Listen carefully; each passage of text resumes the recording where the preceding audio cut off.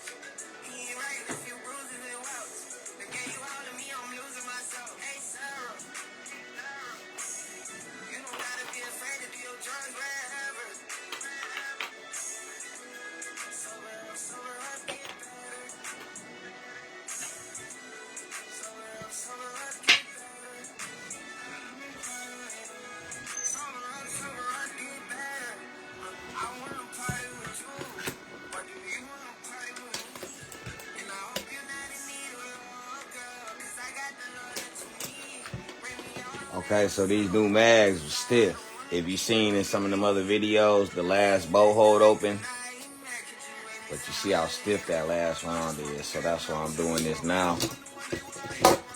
And you know we finna get to it this weekend.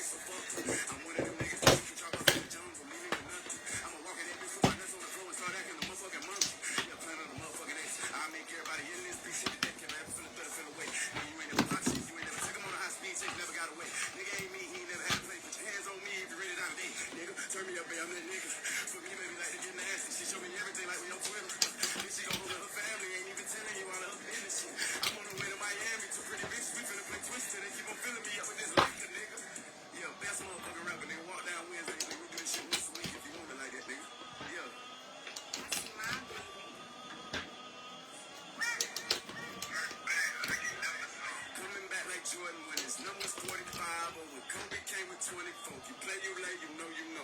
Put your hands on me and live, got a better chance if you overdose. So motherfucking fit now. These bitch ass niggas and piss me off. Pull up and get in the backseat. Don't call me Jonathan unless you nasty. I'm in New York, still got a gun on me. I get out of here, get in a taxi, get in a court. I like to eat on them. I'm with my 7-year-old, they disastrous. This ain't a sport, but I'm about to sleep on them. Whoop their ass up with the niggas who sleep on me. I'm on the way to Miami to do my feet up on the water, and I got the heat on me. I treat the beat like a steam. I'm in this bitch like a mic. I get mad and I beat on it. Hit from the back with a gun, gripping the ass, and I put a bitch out and I skeet on it. I'm coming back to remind niggas ain't fucking with me, and I'm really OG on them. I'm talking triple OG, can you dig it?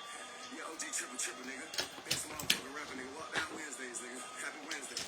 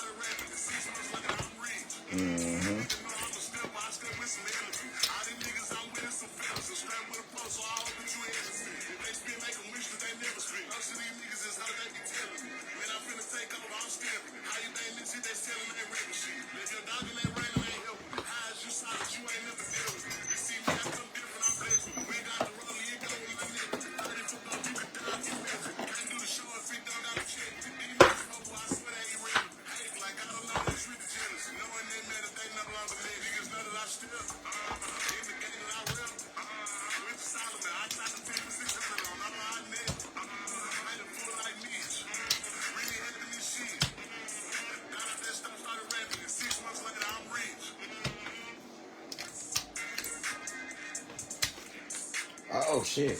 Hell yeah. God damn it, man.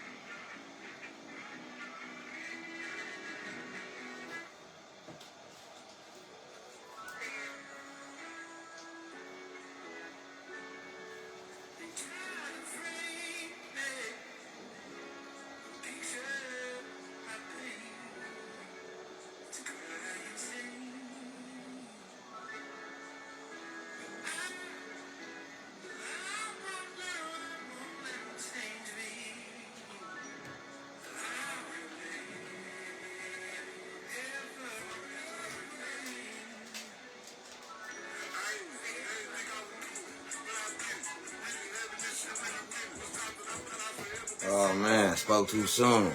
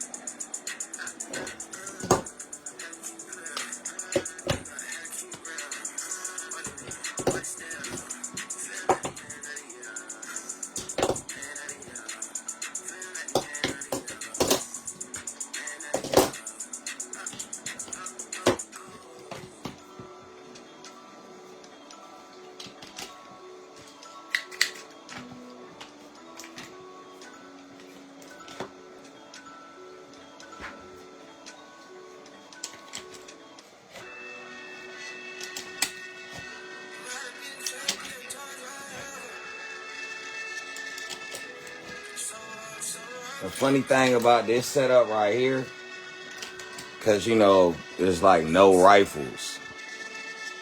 So the 9mm stuff you can switch around, like that might be in a pistol, but my loadout for urban situations, basically, I usually don't even run a rifle because I don't be trying to like blow holes and everything. But this particular setup, right?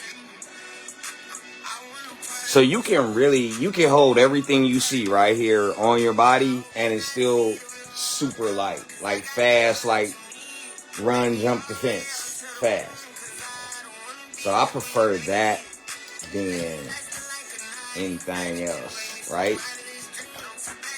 The mag's reliable, that's A1. Like it's the gun, it's whatever you trying to use in there, gotta be reliable. But this ain't the video game. Right, bullets is heavy, so you have to actually be prepared to move around.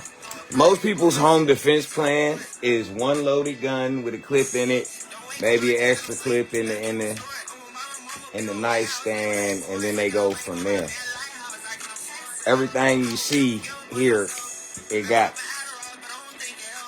what you would call like Modular. That's the word I'm looking for. So I got a different kind of belt holster loop setup. Just depends on what it is. And any one of them is readily accessible. So no matter which way I leave it at night, right, I could get right to the thing and make it do what it got to do. But the belts themselves are set up for different stuff, right? I got an egress belt that I can put every round you see here and both of the firearms, and it's still light. Like, it won't pull your pants down. It's like not ridiculously heavy. You know, just a little free theory.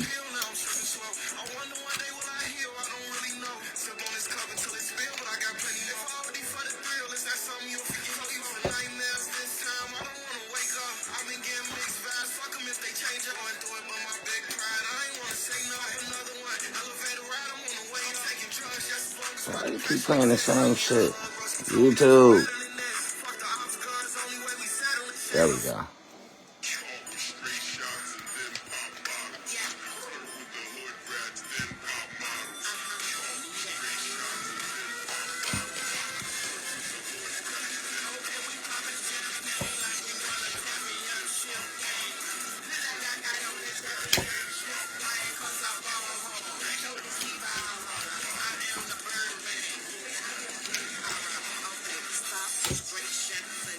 Yeah.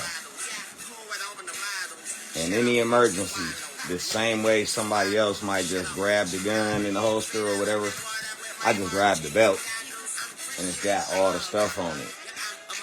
And it clip on fast and it's already set for my waist, like those little things.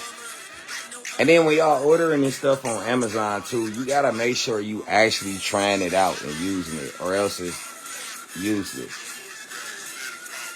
I'm gonna just say that. Like, you have to have actually used it before, not ordered a nice belt with some magazine holders and plate carrier, whatever you're trying to do, and then it's just as easy as playing dress up, right?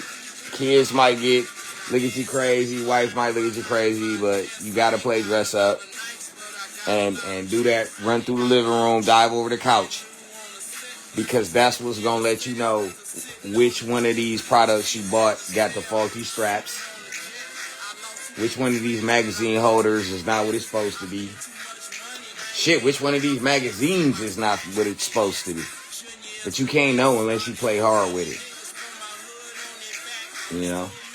So, I do have safe cleans, obviously, but, you know, I use my shit. I like to actually use my shit. I'm more interested in that than, say, like, collecting guns.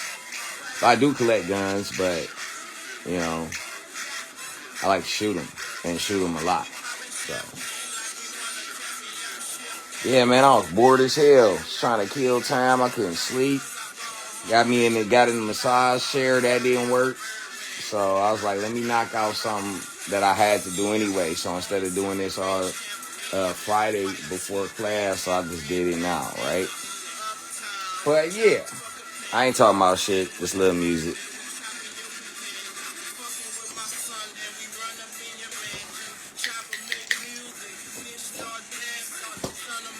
One of these days, I'm gonna show y'all like an actual duty loadout. But for now, we just doing this shit, just for marksmanship and all that.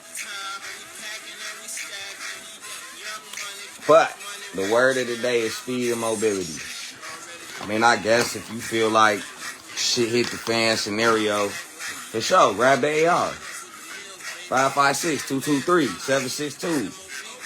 Like, go maniac with it. But if you just like a regular citizen, and you know, you be at work and the mall and the occasional festival event in whatever city you be, you pull out the AR and you're not a policeman with qualified immunity, it's probably gonna go bad for you. Like, no matter how many shots you shoot, even if you get the exact shot you need for the situation, it's just that the AR, okay, so overseas, they blow holes in shit and you'll never see it, right? That's why our army does that. They don't really show you what it looks like. I mean, a simple day. This many bullets would decimate this neighborhood if it was like we're in Taliban world and we just outside, engaging. It was so the 556-223 synonymous the same way. Unless you live on a bunch of land somewhere, like if you live in a regular neighborhood where your neighbor is sort of close, it doesn't really have a place. Not really. And I'm sure they got self-defense rounds and people gonna disagree, but I'm saying you're not a soldier for the most part. More than likely you're gonna dump off way more rounds than would actually be needed because it's the situation and stress. I'm not holding that against you. Even somebody who really trained in those situations, people in the house with your kids, like the adrenaline kicking, you might dump off more, right? And that's why I try to pick stuff that does the least collateral damage as possible. And to make up for it, you might throw a few more. Throw some extras at you because I'm not really worried about penetrating the brick veneer and going to my neighbor's house. That's my biggest fear. Irrationally, my biggest fear is that I hit the bad guy and somehow they just push straight through him and then hit a saint. Knock on wood. But the idea of that's really my biggest fear. It's not an incident like that even happening. It's collateral damage. Somebody run up on the car, you let 4 rounds off. 2 of them hit him, the other 2 even touch another car, you still going to jail, right? They not going to give you no distinction, but if the police throw 96 rounds at something, Swiss cheese everything around it, qualified immunity. So when you thinking like that, right, that's why you want to go realistically if you carrying every day all the time. You can do whatever you want. I say you go with the least, you trying to use the least amount of force possible, and so that's why you stick to some more manageable, right? Everybody's nightmare scenario is some sort of home invasion. But think about how close the houses are in Detroit. Let's just go. I'm in Detroit. Think about how close the houses are together. And you get to let loose with an AR or Draco, however you want to look at it, right? Like, those bullets is come straight through and then go and hit the neighbor. So why call everybody else a bunch of young niggas and savages and stuff like that, right? If in the effort to defend yourself in that situation, now you become the guy throwing straight bullets. Train, man. Y'all gotta get more into that. Actually training and having a plan. I got hella insurance. It costs me so much insurance per year, but I feel it's my responsible way because I do carry every day, all day, everywhere, that the public got something in between me and my decision making and them. And I don't even feel like I'm irrational, but I'm prudent. I'm aware that when adrenaline gets to pumping and I use these self-defense rounds, right? No matter which ones you find, all the technologies they give you, there's a certain percentage that are not going to envelope. And it's high. It's like 20% of all these rounds don't envelope. They fill up with debris, think like jean jacket and shit like that.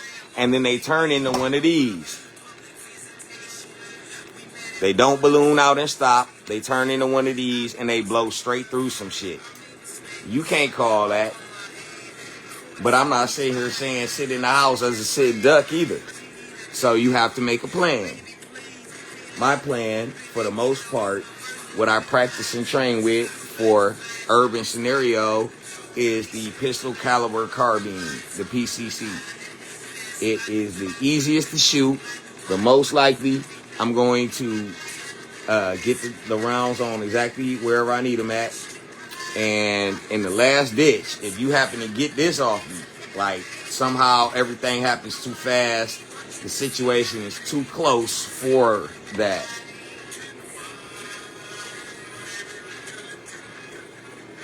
I go with the 45. I like the 45. I know the 9 got what it got, you know, but,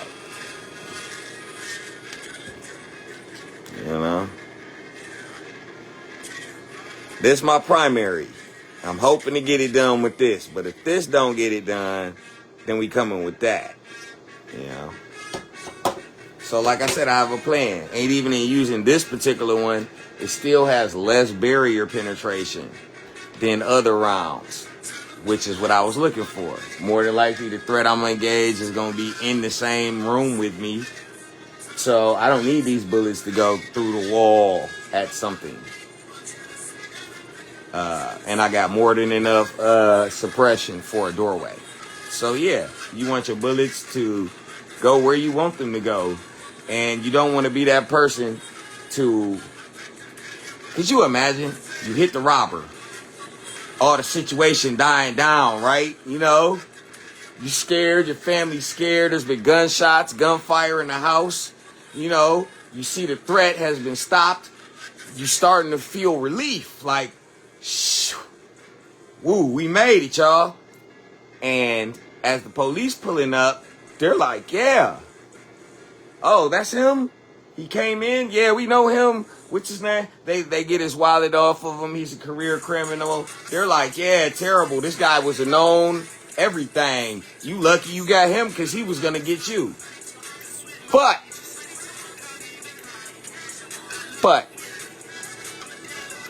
we got this issue. You know who lives next door to you? You know, yeah, Mrs. Graham. Mrs. Graham. You know Mrs. Graham from next door? And you like, what? What the fuck? The old bitch that be complaining about the music, blah, blah, blah. I don't know. I don't give a fuck. What? What about her? What about her? So they give you them 4 rules of marksmanship. Know your target and what's beyond it, right? Because that's why they gonna fry you when you get into court. Like, yo, before you ever picked up a gun, they told you, like, this is the rap. Okay, you didn't die. The robber didn't get you. But you gotta sit in jail. So it's like you picking your lesser of 2 evils. What's worse to you? Whatever this random criminal might have done to you in the house that night? Or Mrs. Graham and her family hating you forever. Even though you killed a rapist off the street, a serial killer on the run, an escaped convict. It's still not gonna matter if that motherfucker right there hit Mrs. Graham's. Even if it hit Mrs. Graham's house, they might give you a pass. But if it hit Miss Graham, your ass going to jail. And that's why you should just get the insurance then. Because you can't make these work. 20% of them turn into these when they hit something like the jacket on the way in. They fill up with debris. Like, imagine right now, knock on good wood, like, so it would have a piece of glove in there or whatever, and it turns into a full metal.